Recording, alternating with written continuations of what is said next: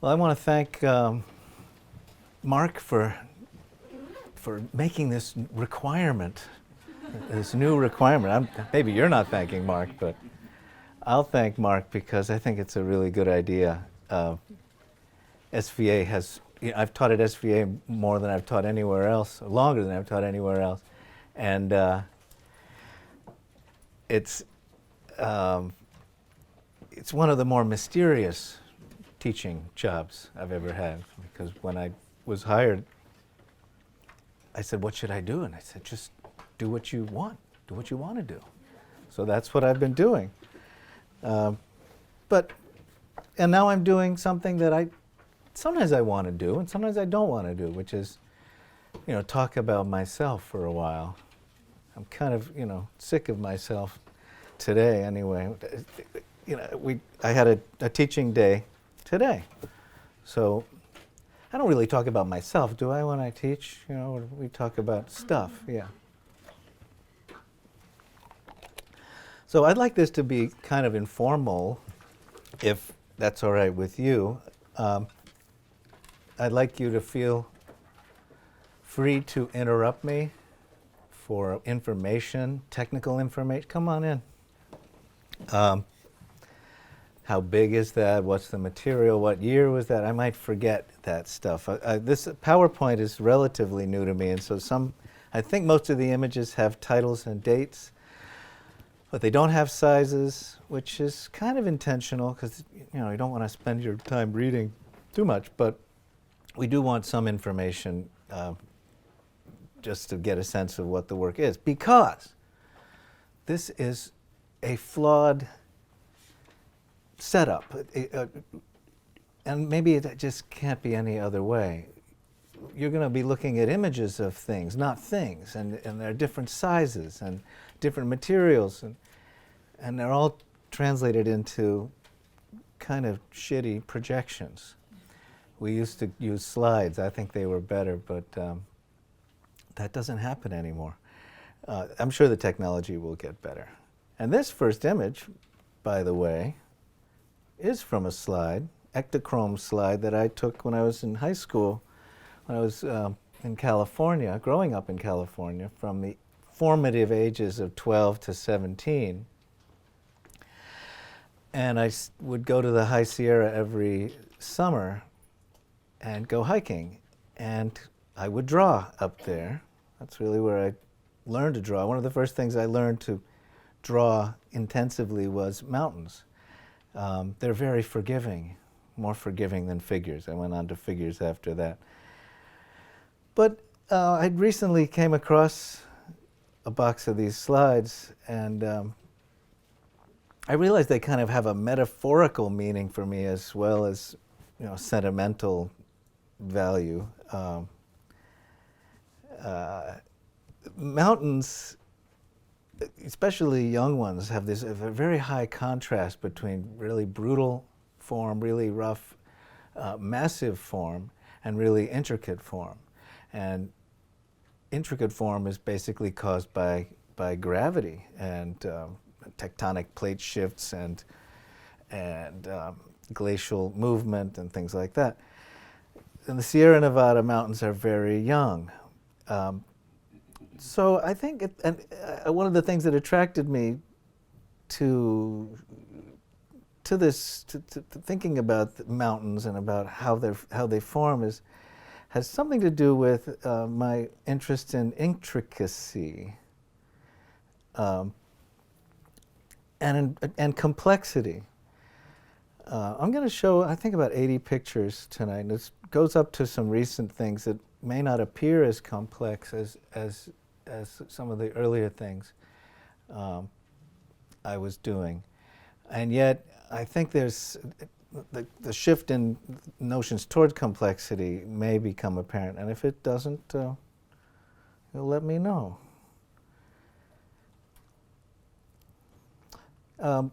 As gravity pulls the rocks down, and as glaciers grind up the rocks and bacteria floats through the air, life happens. And I'm increasingly convinced that the ultimate goal of evolution is is intelligence, a kind of intangible complexity, and a complexity that we're only beginning to understand. And so in my work, I attempt, I think, in some ways to map metaphors in nature and in procedural abstraction onto thinking itself.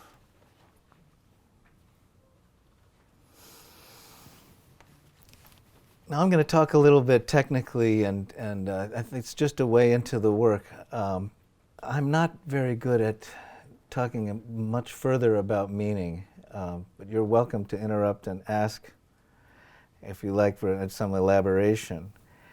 I do have certain philosophical notions about the scale of work and the slowness of work and the permanence of work. I can talk about that a little bit.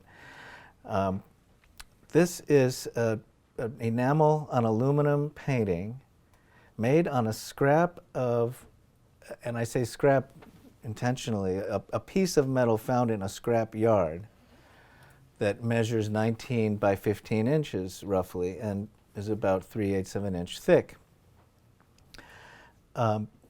Prior to this point, and this is, we're only going back 22 years, I'm not against showing earlier work, it's just there's not enough time. And this, I think, is that when I found the metal in the scrapyard, I think my mature work really kicked in. So I think I want to stick with the mature work as much as I can. I will describe some of the work I was doing prior to this. I was painting on silk, stretching silk on stretcher bars, using it as a kind of smooth canvas surface, and painting in distemper paint, which is just ground pigment and glue. This was incredibly fragile and of course susceptible to moisture because the glue that I used was water soluble. You could never seal it. So in other words, these paintings were very fragile. They could get scratched, and they took a lot of time repairing them. One day I was walking around the scrap yard in Brooklyn, South 8th Street, with the sculptor Alan Serrett. And he said, "This is my garden. I walk around here just to pick up pieces of metal, and I buy the scrap and take it back to my studio, and I do things with it. Why don't you take some? Why don't you pick?" And it was $2 a pound. So I did, and I kept going back, and one day I found two pieces this size and this thickness. And I was trying to find a way out of painting in this very fragile way and making my own paint. I was grinding the pigments, and it was very time-consuming. So I researched what sticks best to aluminum or metal, because I was also painting on stainless steel and titanium, whatever I could get out of the barrels there. Pearl Paint has been selling and continues to sell a paint called One Shot Sign Painter's Enamel. So that's what I used. And there is a little metaphorical vibe coming out of some of this earlier stuff, and it does return in recent work. The notion that using sign paint to paint on metal just creates an obvious association with signage. And so I was naturally attracted to painting with yellow and black early on. I also was interested in painting kind of intricate shapes that were also quite simple. This is technically, topologically, one shape. It's a perimeter drawn that is filled in black. And the lines are just meandering around, not crossing.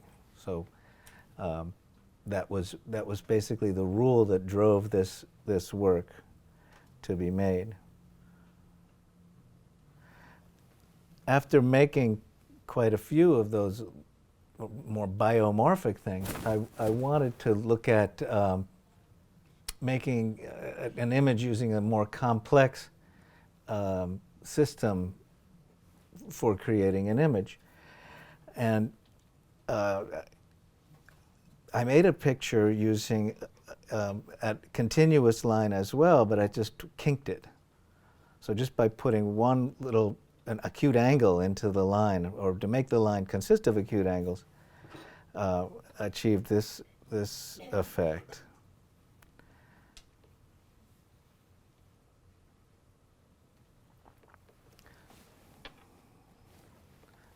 The failures of PowerPoint imagery. Probably you can see it best from the back, right? The people in the front have a harder time seeing this.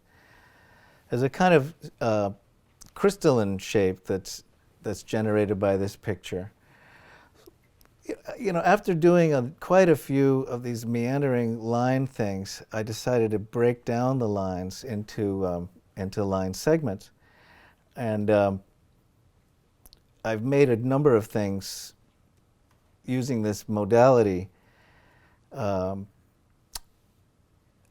think I'm still doing something like it to this day, not quite as rigorous. This is a sort of, I've come up with a system for making a self-replicating shape. If you draw a line from the upper right corner to the lower left, from the upper left to the lower right, and then draw a cross through that intersection in the middle, and then draw a diamond shape that intersects the diagonals, you create another rectangle. And you can replicate that. You can continue that system in any number of directions just by extending lines and making connections. This is a drawing 11 by 8.5 inches. But this is a painting 40 by 30 inches, more or less, where the lines, again, this is a problem with imagery, this kind of imagery. The lines in this picture are kind of braided, and as they pass through every intersection, the line crosses over. So you're seeing a kind of blue-yellow. I think there's a stack of sort of 5 colors in every line. And what I was interested in was also a kind of rigorous geometry, but a sort of freehand geometry as well, sort of something that would have consistency and completeness, but a kind of slippage, a kind of human slippage. And certainly a sense of arbitrariness in the sense that I decided to grow these shapes in a particular symmetrical arrangement, but they could have gone into any number of directions depending on how the connections are made. I'm going to be showing sort of modalities for the first part of the talk rather than showing chronologies, because I sometimes return to a motif over the years. I'll stop it for a while, I'll run out of ideas with it, and I'll come back to it a couple of years later. So rather than jump around from modality to modality, I'd rather show the modalities and then move on to the next. Because this is sort of the way I work, as if I come up with a modality or a set of rules for making a picture, I consider them still in play if I can think of a new way of making it. It kind of moves my work out of a kind of chronological time, which I'm not sure is all that endorsed in the art world, but it's certainly the way I'm most comfortable working. So in this picture, the center point where that initial X happens is down here. So I wanted to just push the image to one side. It was kind of, now looking back, it's kind of a timid shift, because I started pushing them further and bending the lines, and accepting this this kind of sense of illusion, a sense of almost three-dimensional illusionary space. That wasn't a primary concern. It was a sort of what happens if I bend this line. You know, Jasper Johns has said, you know, take an object, do something to it, do something else to it. I'm more take a modality, do something to it, do something else to it. And this is a distortion in terms of shape, and here's a distortion in terms of shape and color. So there's a kind of logic to the structure, even though it's distorted and pushed to one side. But the logic of the color choices was just determined by how far I could paint in a particular day without really thinking about it that much. So I would paint blue for a day, and then the next day paint yellow or paint white.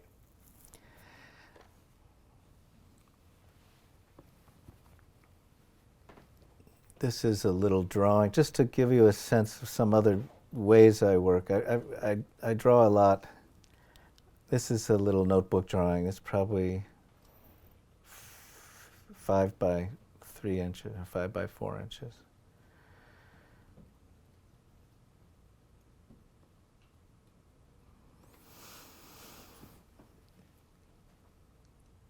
This is a shifted lattice picture. Oh, this is a distorted lattice picture that also contains within itself a copy of itself shifted to one side. And the idea for this came from working on lithographs in which I was drawing using Mylar. First I did a drawing on a stone, and then I copied the drawing on the stone by putting Mylar over it, just to add colors to the thing. And I shifted the Mylar over just to see how it looked, and I liked it, so I actually put that into the lithograph. And it's shifted, but it's also coherent and complete at the edges of the picture. One of the things I've insisted on for quite some time is to not run the image off the edge of the picture, to kind of contain the picture within its limits. I suppose there's a metaphorical meaning in that as well. I said before that I'm interested in scale. I tend to not make large work. I've contradicted that, and I'll show you a couple images later. But I tend to like smaller work and to make it as powerful and concentrated as possible. The word compression comes to mind, and people have actually kind of gotten that word directly out of it. But I have to pay homage to Thomas Noskowski, whose quote on scale I think is one of the best. And he said, I like to make normal-sized paintings for normal-sized homes for normal-sized people. And he does.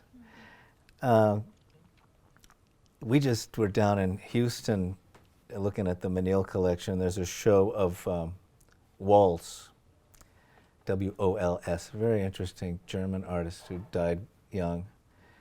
But he had some drawings that were like that big, and they were so intense and so powerful. There was one of a kind of globe form with all kinds of pustules and sores on it. He drew this kind of wounded abstraction that was really beautiful and very almost painful. But this little globe drawing was almost a dead ringer for those gigantic Carol Dunham globe pictures. And I asked myself whether he'd seen them or not. There was something very affirming about seeing that show. Waltz was active in the 30s and 40s, right? Yeah.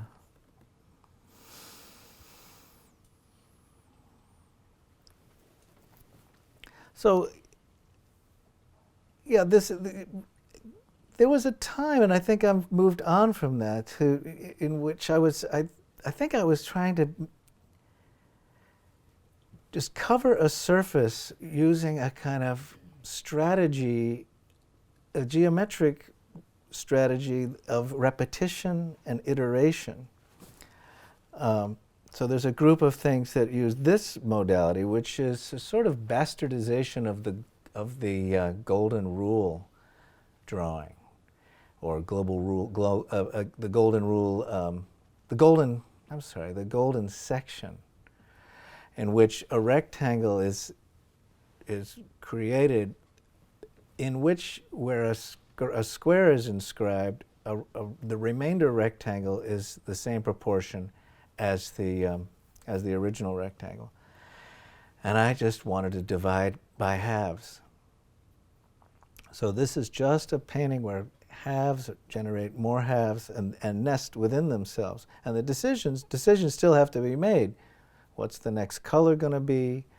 And in which direction are the diminishing rectangles going? Because in each one of these rectangles, say the yellow one here, I divide in half and I leave this alone. I divide this in half and I leave that alone. Divide this in half and leave that alone. So I could have left this alone and headed towards the middle, but I headed away from the middle.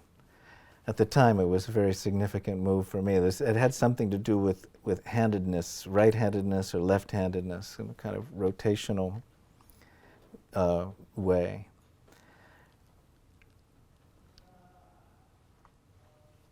And the title of this, and I think it was in sort of early to mid-90s, titles started to become more interesting to me. I used to subscribe to that old abstract expressionist canard, because actually they titled a lot of things, that titles would misdirect the viewer and give them ideas. God forbid that they would get the wrong idea what a picture was about. And I remember my son, who was 7 or 8 at the time, saying, "You should call that picture Enter the Faces." And I said, "Why?" He said, "Because there's faces all over the picture." And he saw these little, like in here, just a little face. And I liked that he had come up with this sort of miraculous pun for a 7-year-old, interface, enter the faces. So he was somehow identifying through circuitry or some subconscious way, or he just thought of faces and it was an accidental pun. So that last one was 19 by 15. This one is 29 by 23. And in this first picture, the division of the plane of each volume is done in 4 steps. See, 1, 2, 3, 4, and then in the next one, I thought, well, it's bigger, so I should do it in 8 steps. But it led to this kind of exponential work. So this is actually one of the few paintings I gave up on. I thought, I'm just going to keep painting this until I go crazy. So I just painted the rest of it brown, and it broke my rules. But I don't care. There's nothing I had to go on. But I did go back. Did go back to this. Yeah, there's a detail of that one. I did go back and make a couple of 19 by 15-inch pictures. And I think this is something I have to fix in my presentation. I think I have a detail, but I have a detail of the other one. So you can see kind of both pictures, but only a detail of the other one. I shifted the color after a number of steps, and I liked the kind of organic emergence that came out of this picture. I was surprised. By taking it further, I could generate a kind of cloud-like effect. That's a detail of the other version. So titles started coming to me in funny ways. Global Key was the name of a hardware store in Chinatown. And there was another painting. I don't think it's in the lecture. There's a great restaurant called Proton Saga. I don't know where, Malaysians come up with these things, but it's a good title anyway. painted with a brush. Is it This one? the last one? The last one? Yeah. Why do you ask? Small brush. Well, how else could you paint it? I don't know. Not that small. I use sign painter's brushes, so they're kind of longer than normal brushes, so they're kind of floppy, but the paint is very fluid. And I create a little, I paint with a jar of paint, so it's liquid, and I put a kind of aluminum foil protector against the rim of the jar, and I sort of wipe against it to sharpen the brush. Sometimes I even create a little channel for the brush to kind of squeeze out most of its paint, so there's just a little paint on one side. But there's a lot of correction going on. I have to go back in and fix mistakes. When you're looking at that brown or the darker colors against the cream lighter color, you may think it's the darker colors painted over the lighter color, but the lighter color is actually painted around the darker color. So there's no, I don't paint a background color and then paint on it. The entire surface is articulated with brushwork. And that's generally the case. That's generally been the case. Every time I paint a line or a shape, it's mediated by the successive colors that come after it. And that represents maybe a space about that big. I don't think it's that detailed. There are people who do a lot more detailed work than that. And I reacted to some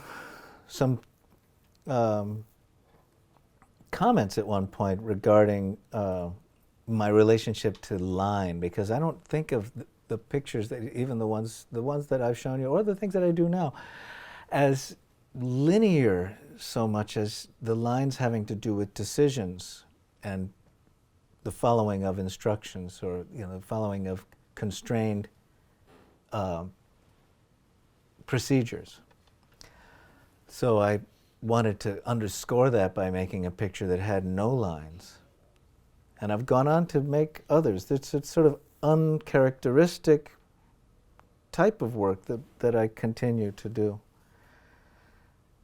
So I drew this picture out with a ruler and a T-square and made sure that all the measurements were just right. I wanted those boundaries to really be strict, and then painted it by hand. So if you get closer to it, there's a little wobble to the geometry.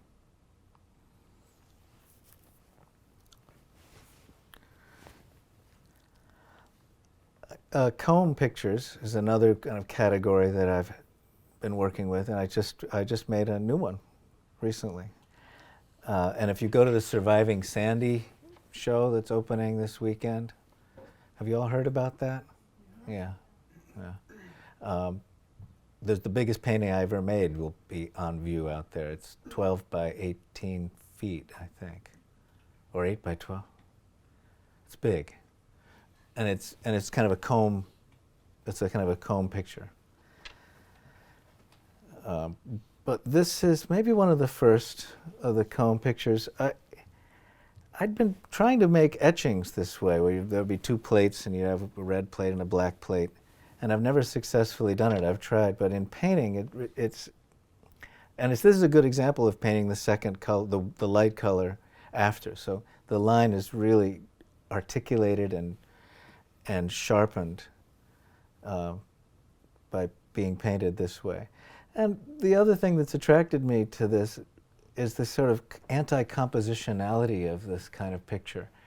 I mean, maybe it looks tasteful to you, but I thought it was terribly unbalanced. I mean, the red surrounding the black on the left and the black surrounding the red on the right. It's just having those two things coexist was fascinating to me. So there are just various versions of this. The boustrophodonic part of the title refers to a term used to describe a kind of meandering line that actually literally means as the plow follows the ox. And for example, one of the first written languages, Aramaic, was written that way. They didn't think you needed to go back to the left to do the next line, so you'd write your text this way. And I just wanted to intensify the complexity. This is that urge to, exhaust a modality. If you make a comb picture, why not make the tines of the combs themselves? So this notion of making something recursive that's nested, an idea that nests in itself, is pretty obvious in this body of work anyway. So the tines intersect as combs themselves, and I'm leaving out a number of steps, but this is now the tines are just two tines, and then they interlock endlessly. But technically you can walk, if these were walls, you could walk in here, and I think you'd walk out there. You'd get to, or no, you'd walk in. Now you can walk in and out on either side. These are isolated, actually. There's a line that stops you over there. But it's led to some printmaking work that I think I have some images of. This is a sort of onanistic comb. It kind of combs itself. I'm also, since I'm still stuck on this format, 19 by 15, even when I make a nested image that could technically be very evenly spaced, I like working with going from one shape to another. So that square in the middle is a kind of happy accident. Illusionistic space happens, and in some contradiction to the requirements of the picture. Although to me, as long as the lines aren't crossing and they're consistently nested within another, they're within one another. They're not violating a rule. And so just recursifying that modality. Heliopolis is a kind of sentimental title. It's named after a little town in the south of France that has a wonderful layout. There's a street that runs totally straight, and then the other roads kind of come off of it on a hill. They're called corniches. The corniche means a road that follows the coast. So I just took it to an extreme.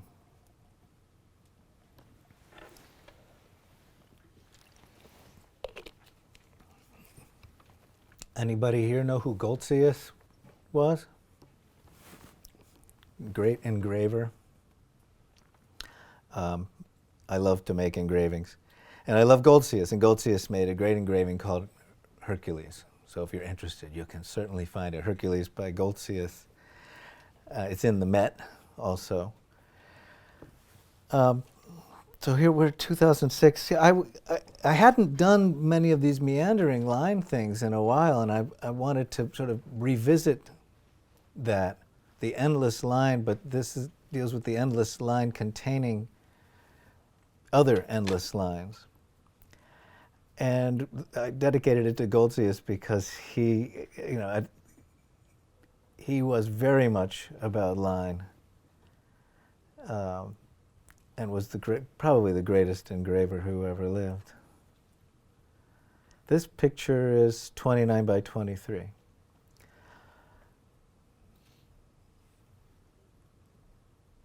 This one is 19 by 15.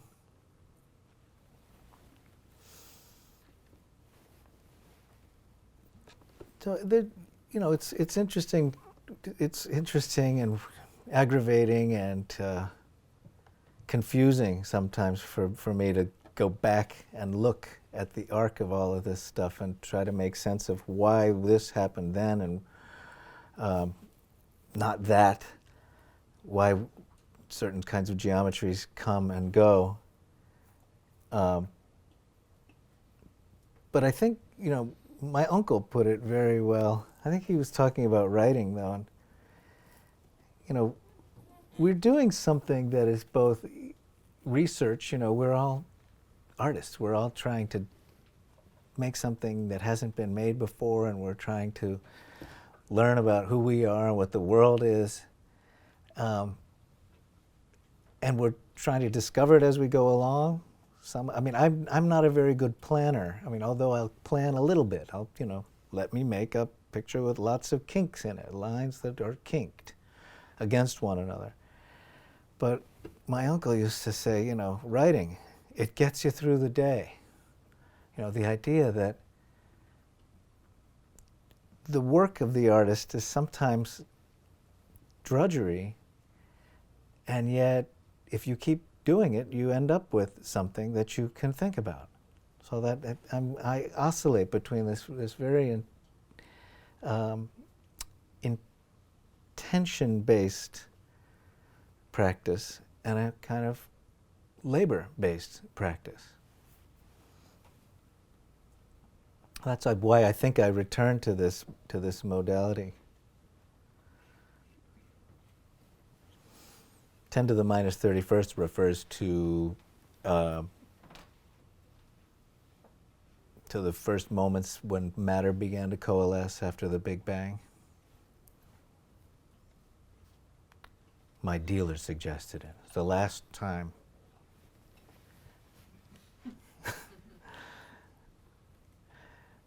This is related to the Koan Pictures, but I've made a number of things like this. The one at the Sandy show is kind of coming out of this. Each of these colors is independent of the other. They're not touching. And the black border is unfortunate. That's just the real world. The painting stops at that edge.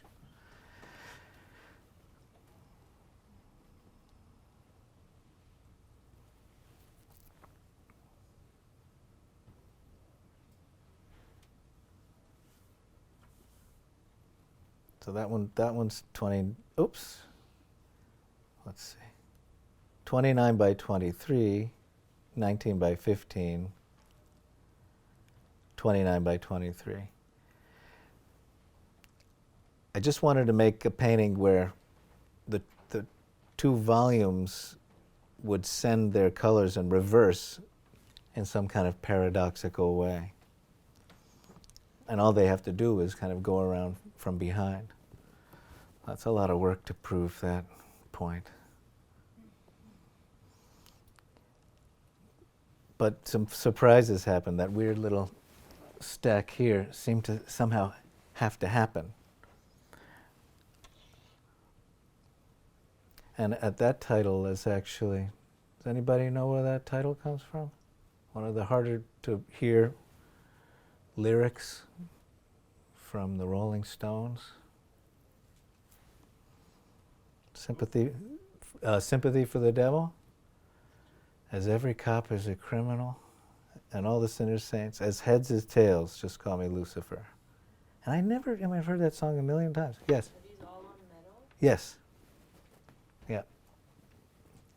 I haven't got that many drawings in here.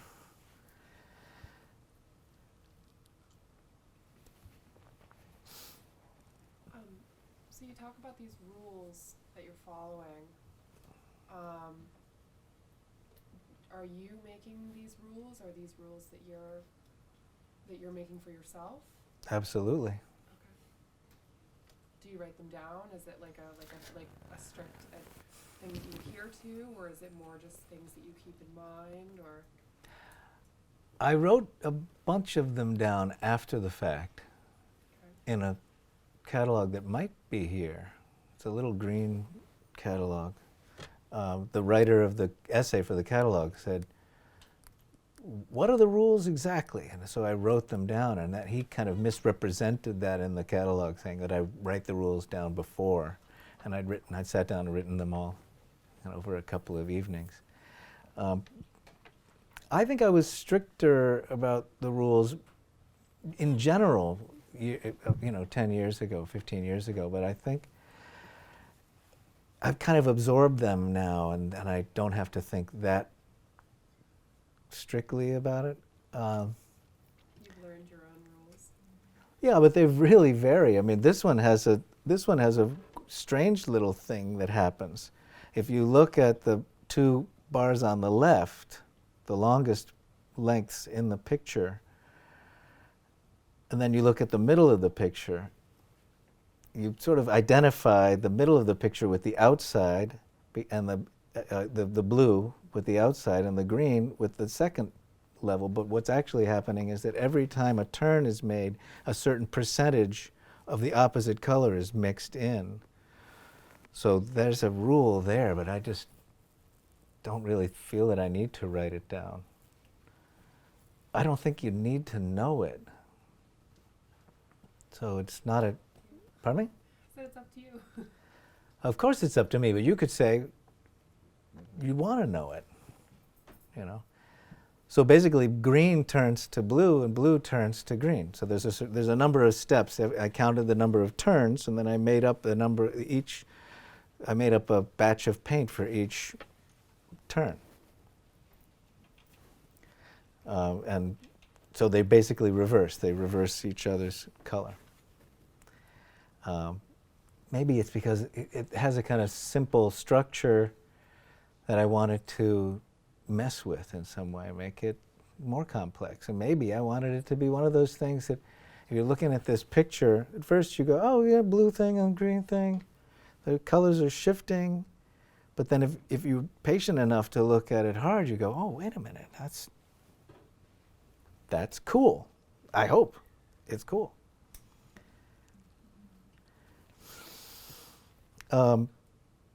This is another picture done using rulers, but then hand painted. And I'm dividing the rectangle just like I did in the Enter the Faces picture, but I'm dividing it diagonally. That's the only difference modality-wise. And I tried this back in the 90s, and I didn't like what it looked like. And when I came up with this, I was pretty satisfied. It doesn't look anything like that. Pardon me? Do you ever use masking tape, or is No. your edges are always hand painted? Mm-hmm. Okay. Yeah, there's no tape. This is 29 by 23. But I did, and I could have worked with a programmer or something and said, you just write a program after you drop the first diagonal. That's the only time that a line is dividing a rectangle. Then you got two triangles. You just divide triangle, divide triangle, divide triangle, divide triangle, divide triangle. But rather than do it with a programmer or run it on a plotter, although I did run it on a plotter and made some prints actually, but I put the plate into a plotter, and so there was copper and plotting.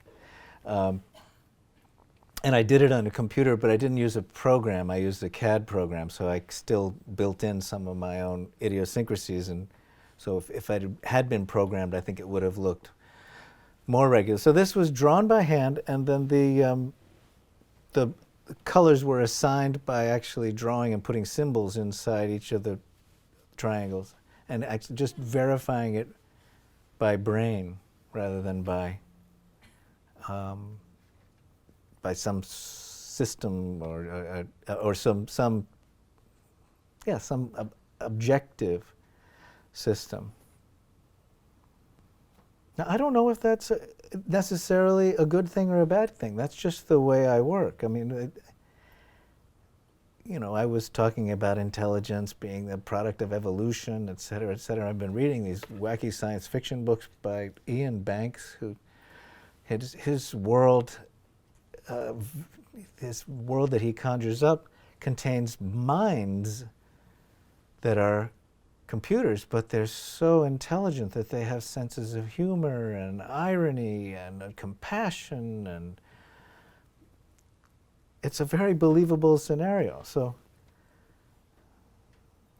I'm thinking about that. And why did I do two of them? Well,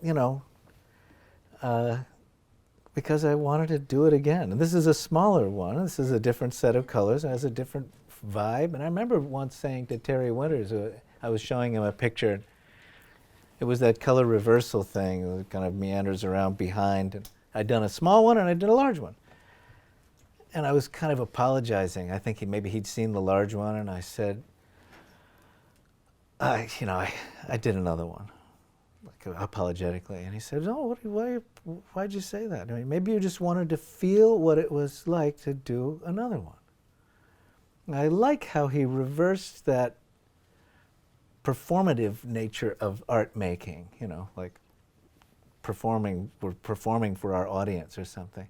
And he turned it all around. He said, "You just wanted to feel what it was like to paint that again, So in other words, the experience of painting, he foregrounded that. The experience of just making something, because that's the only way it gets done. We were talking earlier today about that, about abstraction, and how no matter how abstract something is, it's made by an organism that has, feelings and functions and problems. So in other words, if you look hard enough, maybe everything is about the human condition, at least at some level. Doesn't mean that's all it's about, but it's about being human, or the limits of being human. Oh, that's an interesting intro to a little section on some human stuff. I've been talking about sticking to rules and strategies for making things and abstraction. And in about '06, I started making another body of work that is perhaps in total violation to what I've just been talking about. But what better place to expose my total violation of my principles to my colleagues and people in SVA. This one looks more typical of a meandering line, and I think I was doing some drawings that dealt with a kind of shallow illusionistic space where if I'm drawing a line and then I fuzz it out, I create a sense of shallow space as if it's carved or incised into a surface.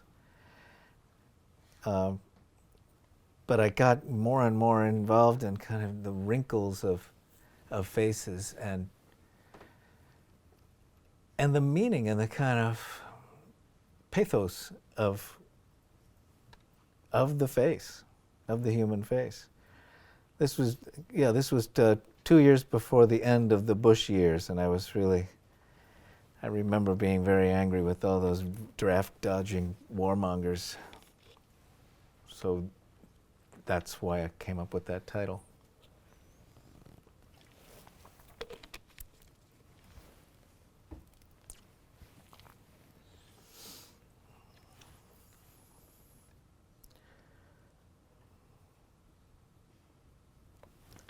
This is Conte crayon and pencil on stationery, so 8.5 by 11. This is 8 by 6 inches, or that's maybe 5 by 3.5. So most of these are notebook size.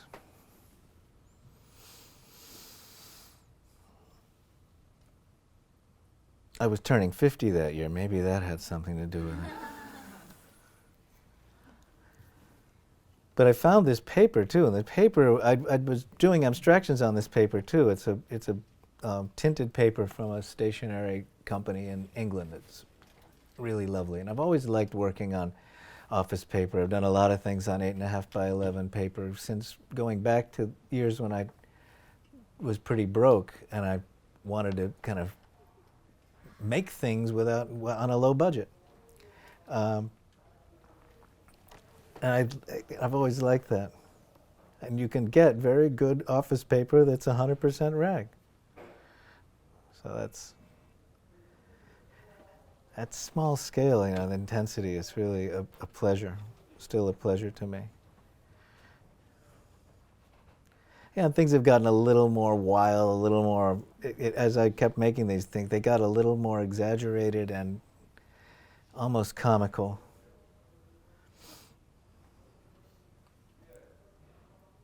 And sometimes kind of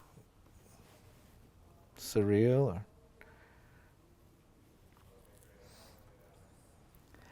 or it's funny, the teeth started to become more and more part of the subject of this kind of work, and it finds its way back into the abstraction in an odd way.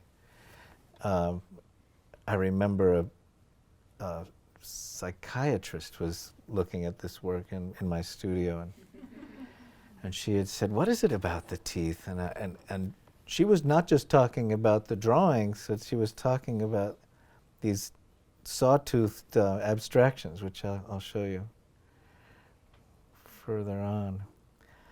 So that's a little 8 by 6 inch drawing, and then this is a 29 by 23 inch painting. And that articulation thing happens again. The black is painted first, and then the white is painted afterwards. Yeah, it's pretty hard to see from the back maybe. But this entire complicated shape is articulated with little tiny sawtooths, little pointy saw teeth going all the way along it, kind of laterally to the line. So they just follow it. And I'm not sure where that comes from. I mean, I remember as a kid being fascinated with my mother's pinking shears. I thought, this is just an amazing thing. Scissors, or something can be cut, but can also have just this intricate shape to it.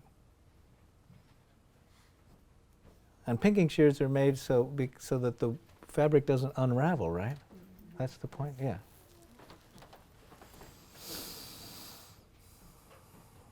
There's some figurative things too. I've been making these off and on. I made one for my wife as a sort of a Valentine's Day gift of a couple, kind of coupling, but they're very flattened out and distorted. And I realized it had something to do with the perimeter things I was doing. So this is a fairly recent one. And articulated in a kind of mindless way, but the interior part of the girl doesn't relate to any anatomical stuff, but it relates more to abstraction, and with lots of gradations of reds that I got kind of caught up in. And since about '08, I have slowed down my production. I make things I don't paint in this kind of immediate way as much as I paint in a kind of mediated way, I guess is the word. So this painting has many, many coats of paint, and I'm adjusting the spaces between things. I don't know why this exactly is happening, but it's happening.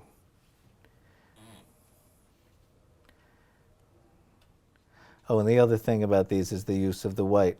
It's a nod to tradition, I suppose, that, you know, in the olden days of drawing, people never drew on white paper.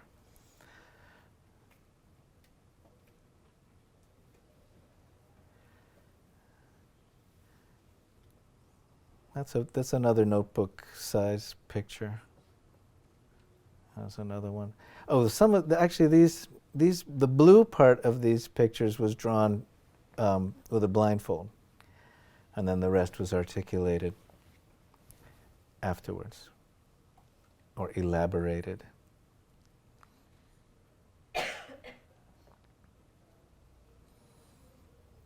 That's 6 by 8, and that's the same size, but it's horizontal. I remember a friend saying, "I don't think those paintings of men are men at all. I think they're scrotum people." So I reacted to his comment. But actually, I think is Katie here? Kathy Halfin? She's not. Oh, no. Oh, okay. Yeah, she's Russian, because I remember someone telling me the Russians have a name for the genitalia. They say second face. I'll have to ask her about that.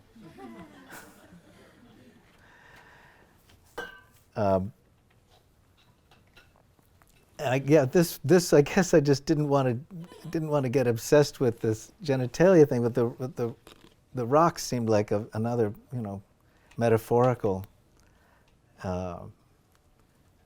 a place to go. Wrinkles, cliffs, and it's funny, kind of back to mountains. This is kind of a small painting, like 14 by 11 inches. And this is a larger painting, 29 by 23. That means the cliff, the cave and the cliff. This painting will be at the Sandy show. With multiple color changes and lots of revisions. This is a sort of a new thing. And the surface, if you do get a chance to see it at the show, the ground surface, this thing has sort of led itself into another kind of language that of articulating planar conditions. I do have a couple of prints I can show. Yeah, we're getting towards the end. I have some. This is an engraving about, I guess about that big. I can't know the exact size of that. And we printed it in steps also. Printmaking is a very large part of my output, and I regret that I've not been able to fold it into a talk. I think I just have to come up with a print talk. But I've put a couple things in here to give you some idea. So with Harlan and Weaver printmakers, they very much like to do progressive prints and show the process. It's pretty hard for you to see from the back, or from the front for that matter. But it goes boustrophedonic, like this. And it gave me by doing this, it made me think about explaining a picture, making a picture, explaining the making of a picture in steps. There's a set of these, a different version of these in the Met. They're, and we've never really printed them in an edition type way, but we're thinking about it. Then I don't know if anybody went to the Modern this summer. This book was on view in a sort of strange way. I mean, there are different ways of exhibiting it, but it was sort of exhibited like this, so you couldn't quite see it frontally.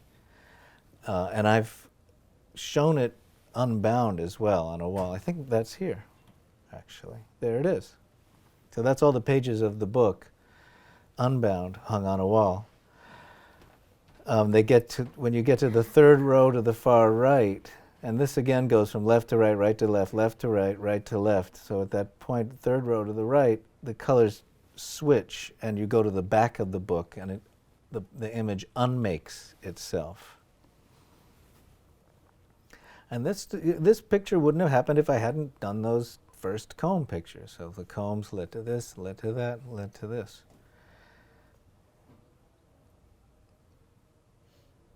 There's a page. So I said sort of earlier on, I said I'm interested in complexity, but I'm more and more interested in things that may appear simple but are actually much more complex. These woodcuts? These are woodcuts, but they were made by a cabinet maker. I made a drawing and gave it to the cabinet maker. And they cut the lengths of the wood. So, this is one piece, and this is another piece, and that's another piece, that's another piece. And they were all put in a chase on a letterpress. I think I have a picture of a block from another print that I don't have an image of for you to see. Yeah, this is the last page of the front side of the book. And the little dots you see there are holes that were drilled in each of the members, and then inside of each of the holes, the numbers which indicate the sequence of the steps making up the picture. Yeah, there's a picture of a block similar to the one used in the other one. But I never saw the block that they used. They did it. This book was printed down in Florida at the university. there. They have a print house down there. And this one, this is a much bigger print, but a very similar, and it goes through from red to green and green to red, like in the painting. So the painting came after the print. So this idea of explaining led to some things involving arrows. This picture is just made up of arrow line segments following a grid that was drawn and which I laid underneath. A grid that was drawn using that triangle iterative modality, where in the upper left it's just it's consisting of just the first diagonal line, and then it's 1, 2, 3, 5 across and 4 down, something like that, and just getting more and more complex, and then using that tracing to create different drawings. This is 29 by 23 picture made up of a line that follows all the rules of the old days, just making a perimeter, but I gave the line a direction, so you can follow arrowheads all throughout the picture. Beginning and ending, not really anywhere in particular, but one continuous line. And again, laboriously painted and repainted. This is one of the frustrations of a talk like this, is you're just seeing a kind of, very blurry image of something that I labored over for a couple of months. And Do you do a sketch for these books? no, not really. You start. I draw on them with a sharp magic marker usually, and then follow the magic marker. And so I did, the red line is done first, and the arrowheads are put in, and then the white happens afterwards. And then the white impinges on the red, so I paint the red, then I paint the white. I just keep going back and forth until there's a kind of stasis. And I made this kind of leap of faith to just make paintings out of arrows rather than direct, have arrows articulate or explain earlier work. I just thought, why not just make pictures directly out of arrows? They're still adhering to certain rules and regulations that I've felt very strongly about for over 20 years. Don't run the image off the edge of the picture. Deal with a certain level of compression. Yellow and black signage, even more obvious now, right? I mean, what do signs have on them? Arrows, but these arrows aren't telling you to go anywhere or do anything. They're just, but the little red arrows to me are the good guys. So is it about politics, or, are they communists? What, I don't know. I just needed to see what happened.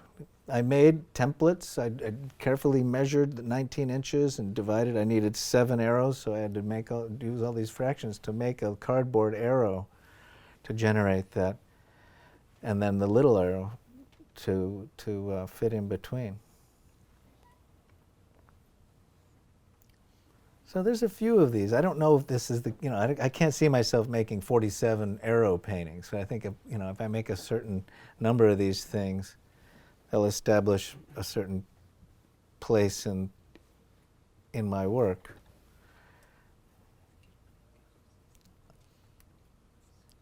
That's a little gouache. So that other one. This one was 19 by 15.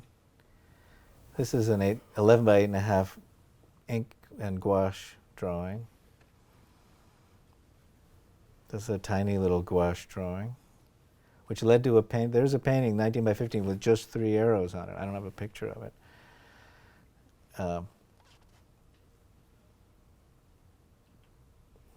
And then this is what I was telling you about earlier. I mentioned some larger work. This is a relief print made last year, and it's 85 5 inches by 50 inches.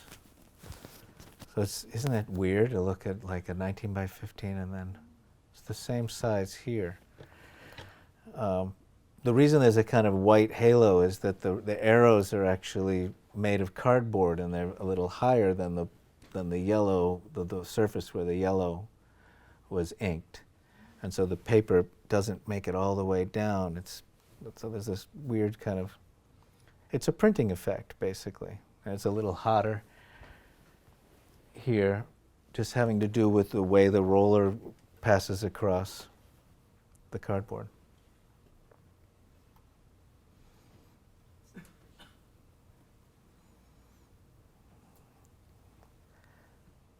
And the cardboards, each one of these arrows has to be cut. You know, with the paintings, I just make one of each and trace them. But these are cut, inked, and placed.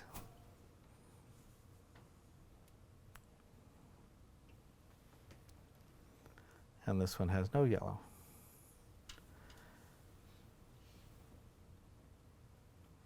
These were made with plastic, actually. We couldn't get the cardboard larger than this. There's a plastic called Sintra. I don't know if any of you have ever done print making with Sintra. It's a very useful, very cuttable plastic. You can cut it by hand. You can carve it as well.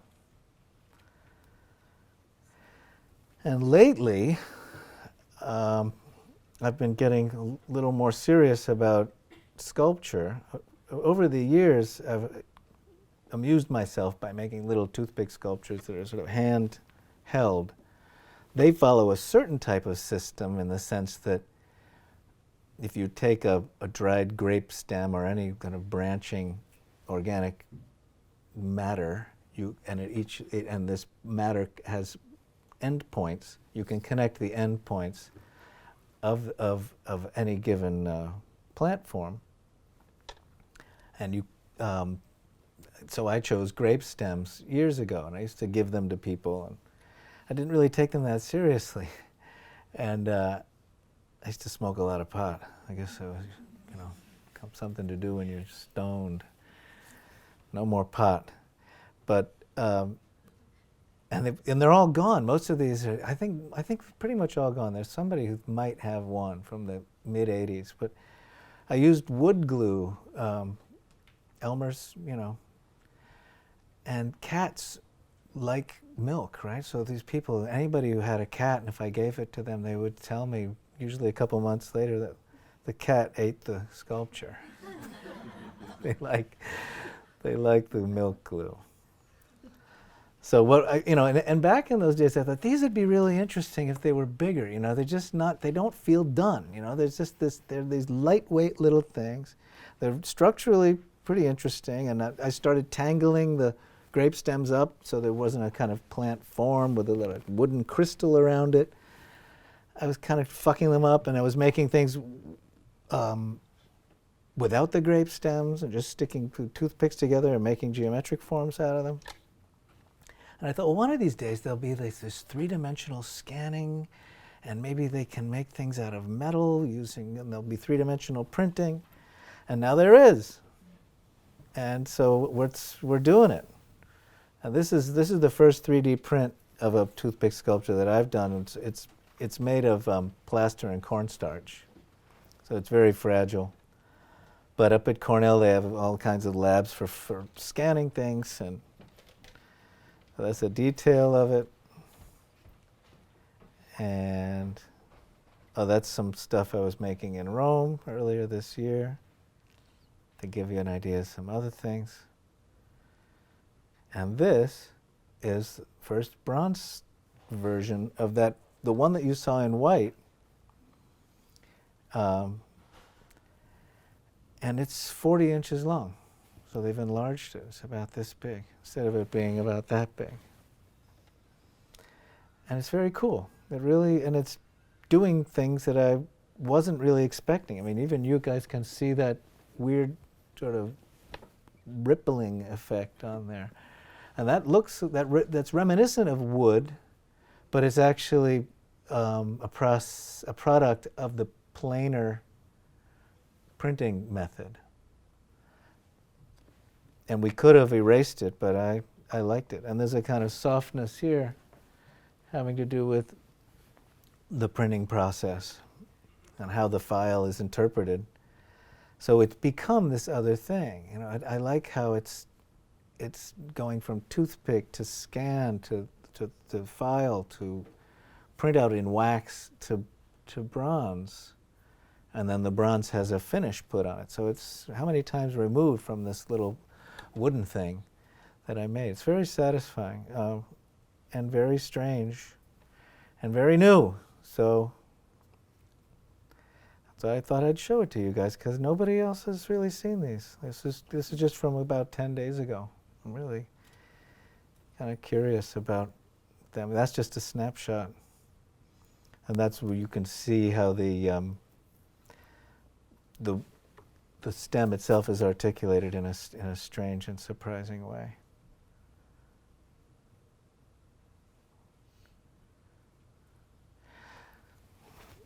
Oh boy, I've kept you a long time. I'm going to run through just a few drawings I did in Rome and then let you go. I thought it was 8 o'clock. It's like 8:20. It must be dying out there. What were you doing in Rome? I was at the American Academy, and I've collected typewriters for a very long time, and I was constantly asked by people, "Do you make art with your typewriter?" And I thought, no, I don't make art with my typewriter. Typewriters, I like to write letters. I like the machines. I like how a machine comes to life in your hands. I like bicycles. I like this kind of thing about machines that are powered by people or activated by people. But I got to Rome and I had this idea to make drawings with typewriters. So I made a bunch of drawings with typewriters. And numbers ascend and descend, and punctuation happens, and numbers 1 to 3 and back down to 1, 1 to 5 back down to 1, 1 to up to 0 and back down to 1 using the red ribbon. And all this stuff started happening that I had no idea was going to happen. All this crazy stuff, these kind of zigzags and diagonals. And I'm still very barely in control of this material, this idea of like typing sequences on paper. And I'm counting, so I make sure that the margins are just right, so I can get up to 9 and down to 0 again, and I don't really care about the margins being even, as you'll see. Like I solved a palindrome, but way too high on the paper. Then I thought, well, who cares? It's just a thing on the paper. It exists in a kind of different space by being up there. I realized if I was doing number sequences from 1, 2, 3, 4, 5, 4, 3, 2, 1, that's a palindrome, right? Because it reads the same forwards and backwards.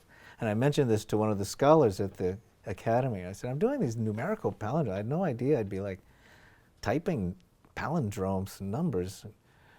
And she said, oh, well, the Romans were really into palindromes, the ancient Romans. And she got me these palindromes. And I started typing these ancient Roman palindromes on an Olivetti typewriter. So this one goes, Roma tibi subito motibus ibit amor, which means Rome, to you, love will come with sudden passion. So there you are. That's it.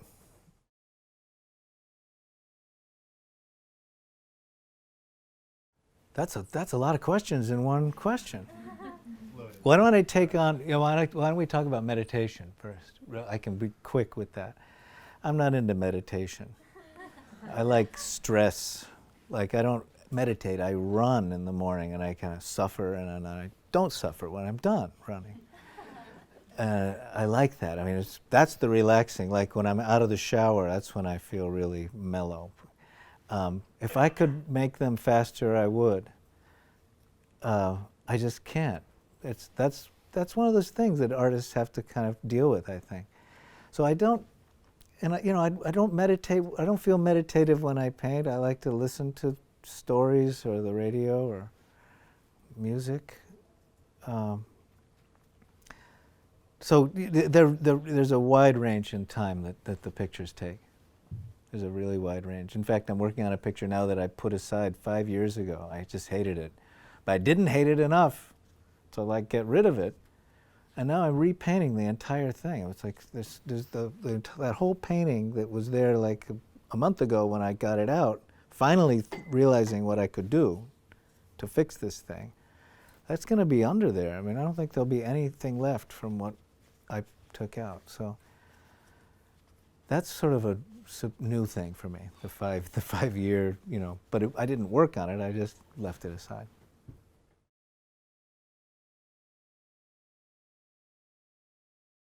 And I got back into the toothpicks when the wrist was out of action. I did, but I didn't do that many. I made some left-handed drawing. I made a really good one of a leering, horrible old man. I think I called him like jive-ass old man or something.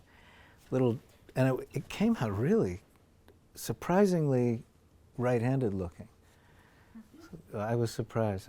But I talked with, actually I had to, not long after that accident, I had to give a talk at the Morgan Library with Chuck Close about, the subject was building an image.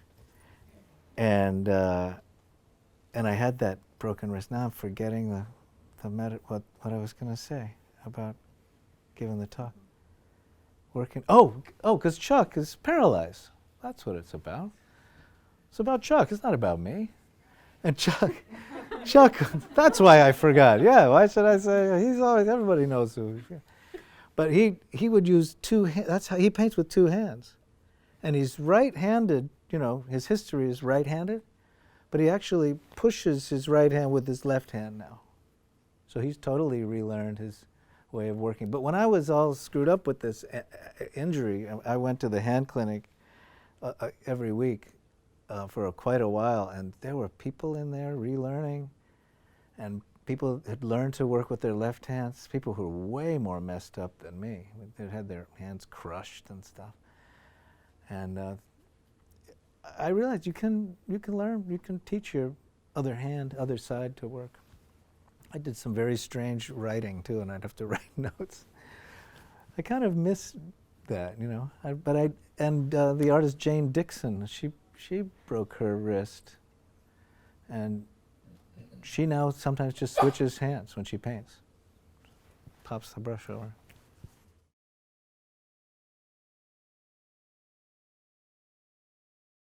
You know, I loved the intricacy of material. I was making my own paint. I mentioned earlier that I was making this distemper paint. And I was making these very accurate distemper paintings that would then get scratched and would be very discouraging. But before that, I was making paint and just watching it dry and making certain formulas that would do certain things. I could get paint to crack, you know, big fan of Tapias and the whole materiality way. I don't know if there's a school. There's not a school of materiality. So I was really interested in that, and I would also mix things into the paint and still consider it paint. I would make paint with hair in it and with dirt and coffee grounds and, you know, organic matter, and then I would scumble over the surface to sort of bring out the materiality. And the studio practice wasn't satisfying. And I don't think the pictures were that good either. I mean, I could put some in there. I mean, they were kind of generic looking, but they had a certain depth and intricacy to them, because I was making paintings on paper too that would shrink and curdle like this, kind of really shrink, so they would be rippled like this. And then I would take a semi-dry brush and brush it across and get the high points, you know. And then take an even drier brush and brush across it and get the even higher points. So there would be these almost like solarized images. So it was all these kind of dazzling effects. But then I thought I wanted to kind of cause materiality to happen maybe in a more metaphorical way. So I started making these tangled loop pictures. Before I untangled them, the first one you saw is the yellow one, which is fairly organic looking. That answers kind of the how of it. The why, that's anybody. I really don't know why. I'm not comfortable really explaining or venturing to say why. It's hard for me. to do that. I'll work on that. Maybe I can tell you before the semester's out. Why do I do this? I think it's because, and why do we make things? We make work because we want to see it, I think. And we want to, you can't really understand your work until it's physicalized. I was talking with somebody today about finishing work, and I said, you got to get it up on the wall. And she was happy that something had been finished, and I said, well, it's got to get up on the wall. It's not really finished until you stand there and look at it. And then that's that, you know. Well, what did I mean, Elvis Costello said once from the stage, you know, somebody asks me what my songs mean. If I say, well, if I knew what my songs meant, I would have written a different song.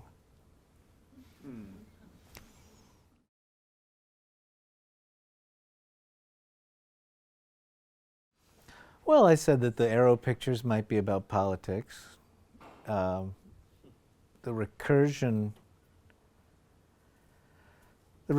may be best explained by my interest in how complexity naturally occurs in reality. You know, we're just, as reality gets older, things seem to get more complex. You know, computers get faster. That little key drive that I brought here, you know, is 32 gigabytes in my pocket.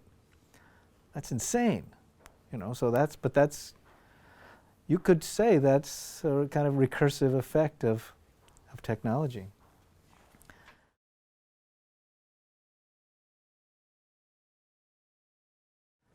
I have to fall back on another quote of Thomas Naskowski's.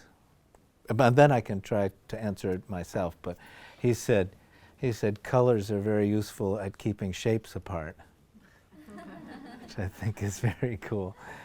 I'm mildly colorblind, and I have some trouble with red and green and brown, like a lot of men. It's like 8% of the male population has this condition. But like I said, the yellow and the black refers a little bit to signage.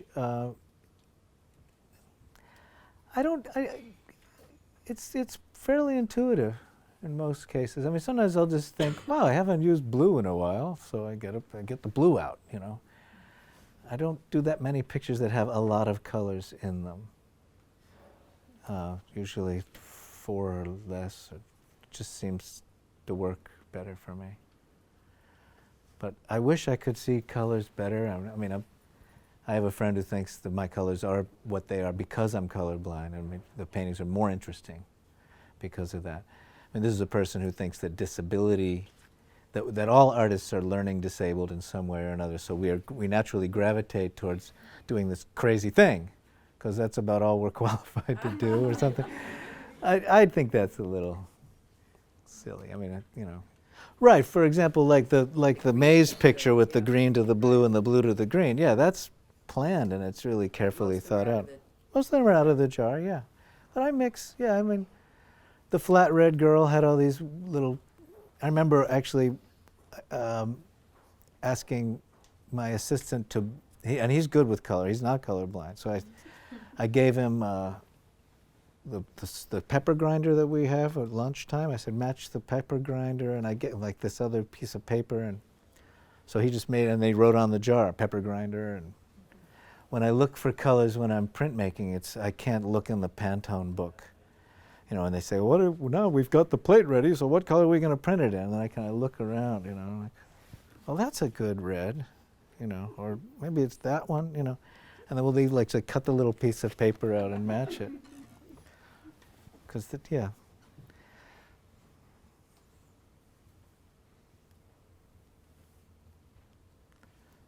You've been a very patient group. I applaud you.